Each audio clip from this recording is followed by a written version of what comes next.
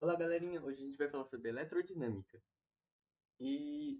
Vai ser um conteúdo novo e vai utilizar dos conteúdos anteriores, que estudar eletrostática, campo elétrico, potencial elétrico, diferença de potencial elétrico, e a gente vai ver mais à frente agora. E por que estudar também eletrodinâmica? Introdução. A eletrodinâmica concentra seus estudos nos movimentos ordenados das cargas, ou seja, de um portador de carga. Por exemplo, a gente tem um elétron. Por exemplo, a gente pega um fio de cobre que tem na nossa casa. Ele é fixo, né? Os prótons ficam fixos, porque ele é um fio sólido. E o que faz o movimento dessa carga são os elétrons, porque cada elétron tem uma carga e eles vão se movimentar no fio, né? Enquanto isso, numa substância de água e sal, a gente vai ter o movimento dos íons. Por exemplo, a gente põe água e sal, dissolve, né, o sal na água. A gente vai ter íons de sódio e íons de cloro. Aí, se a gente aplicar uma diferença de potencial através de uma bateria ou de uma pilha, a gente vai ter esse movimento de portadores de cargas, que serão os íons, né? O sódio e o cloro. E isso vai gerar uma corrente, porque esse é um movimento ordenado, né? O movimento ordenado de elétrons é definido através da intensidade de corrente elétrica. Ou seja, essa vai ser uma nova grandeza que a gente vai estudar, que ela vai ser uma forma da gente determinar o movimento dos portadores de carga. Ou apenas corrente elétrica, que é usualmente falado, que é representado normalmente pela letrinha I. Por que estudar eletrodinâmica? Desenvolvimentos tecnológicos como celulares, iluminação, comunicação estão diretamente relacionados com essa área do conhecimento.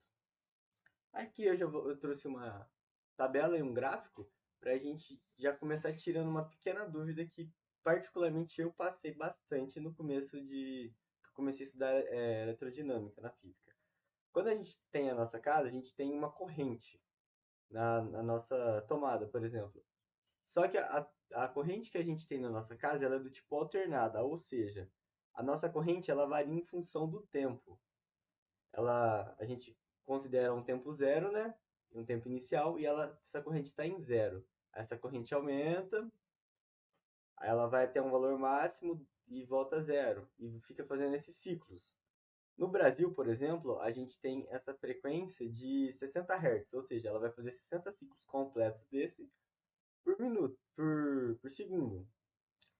E a tensão que a gente tem na tomada é de 127 volts e 220 volts, que é onde passa a energia no transformador e entrega na nossa residência, né? Só que o tipo de corrente que a gente vai começar estudando vai ser a corrente contínua, ou seja, ela não varia em função do tempo. Ela vai ser sempre um valor fixo. Ou ela vai ser um valor fixo ou ela vai ser zero, né? No caso tipo, uma bateria está desligada num circuito elétrico. E aqui eu trouxe uns outros modelos também, que são correntes pulsantes, que ela faz você vê que no gráfico ela tem um formato diferente, e tem a corrente variável. Ou seja, tem vários tipos de corrente em relação ao tempo, mas a gente vai começar estudando a corrente contínua, que é a mais importante, assim, e principal também. Aqui a gente tem um circuito eletrônico, né? Pode ser de um computador, e a gente vê vários componentes eletrônicos, um capacitor, resistor, um indutor, outro tipo de capacitor. E a gente pode perceber que, assim, todos eles dependem da corrente, que é disponibilizada pela fonte do sistema, para funcionar. Aqui a gente tem um painel eletrônico, né? Que faz provavelmente a distribuição de energia para algum local. E aqui a gente tem uma simples lâmpada, que desde a lâmpada incandescente até as lâmpadas de LED hoje em dia, né, usa o mesmo conceito de transporte de energia, que é através de uma corrente, né? E o que é uma corrente? A gente vai ter uma bateria, que de modo geral, uma bateria ela vai criar uma diferença de potencial, ou uma bateria, ou uma pilha, ou uma fonte em geral. A fonte, de forma geral, ela vai criar uma diferença de potencial e a gente vai ter um lugar com maior potencial e menor potencial. Essa diferença de potencial faz com que os elétrons ou os portadores de carga se movimentem aqui dentro. A definição de corrente. Para a formação de corrente elétrica, existe a necessidade de uma diferença de potencial, VDP. A DDP gera um campo elétrico que, por sua vez, movimenta os portadores de carga, ou seja, ele vai movimentar, é, vai criar um caminho para esses portadores de cargas fazerem. A forma de quantificar a quantidade de carga que passa por uma determinada região é definida pela grandeza e intensidade de corrente elétrica, que a gente vai usar normalmente a letrinha I, que é a quantidade de carga que passa por uma região, uma secção ou corte em um fio, por unidade de tempo. Se a gente for pensar o fio na nossa casa, um fio de cobre, né? A gente vai ter a espessura daquele fio.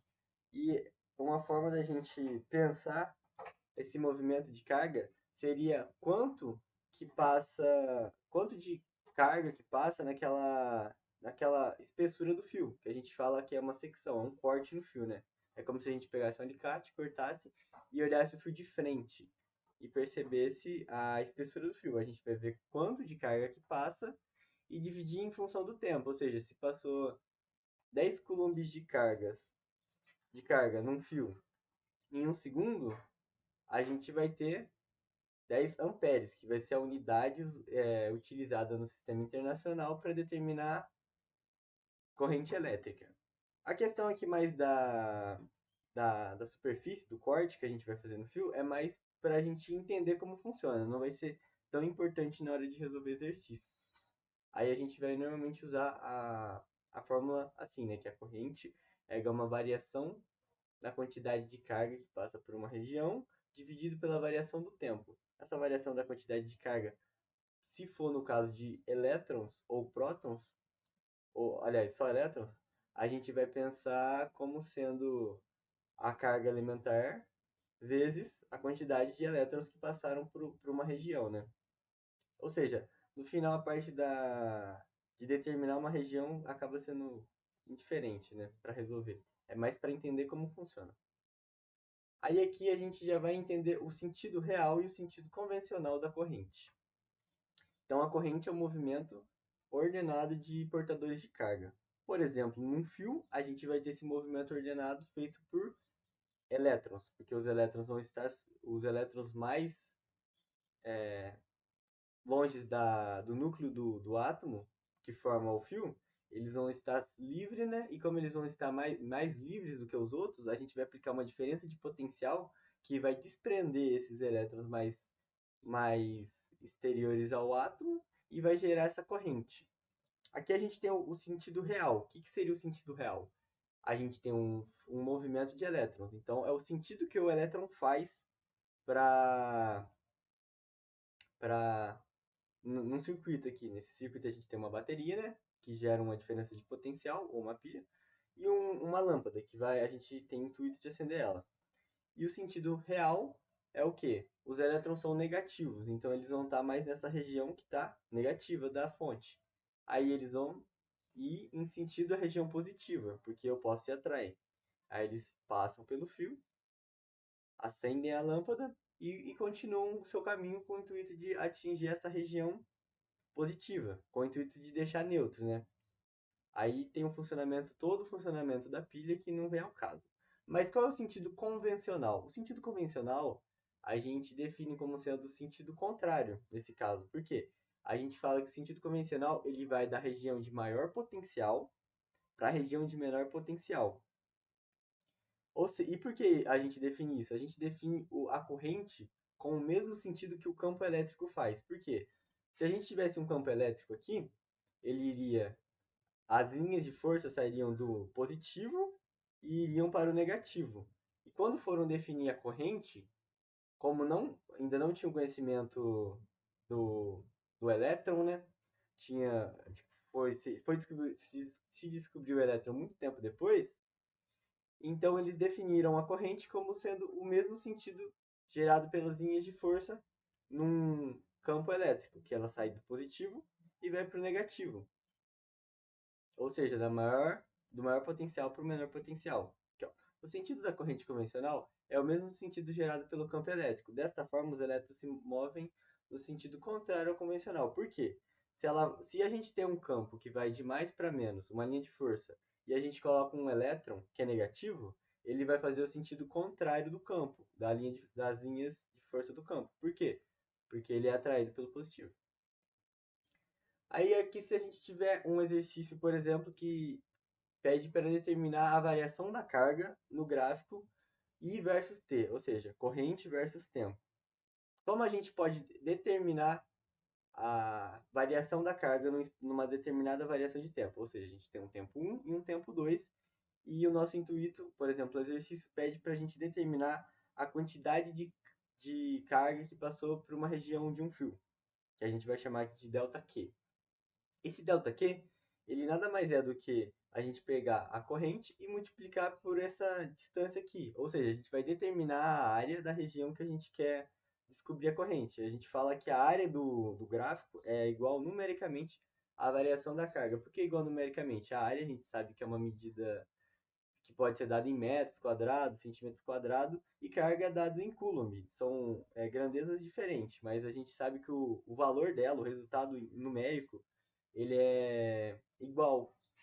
Ou seja, a gente pode falar que se deu tipo 10 metros quadrados de área, a gente pode falar que é 10 coulombs, né? Por isso que é o igual numericamente.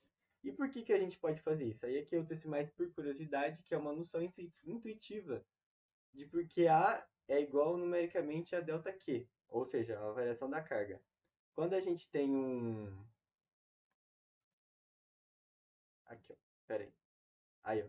Quando a gente tem um gráfico, que é uma curva aqui, por exemplo, a gente vai dividindo ele em várias figurinhas. Por exemplo, aqui está dividido em retângulos, e a gente começa a dividir ele cada vez em maior quantidade de retângulos.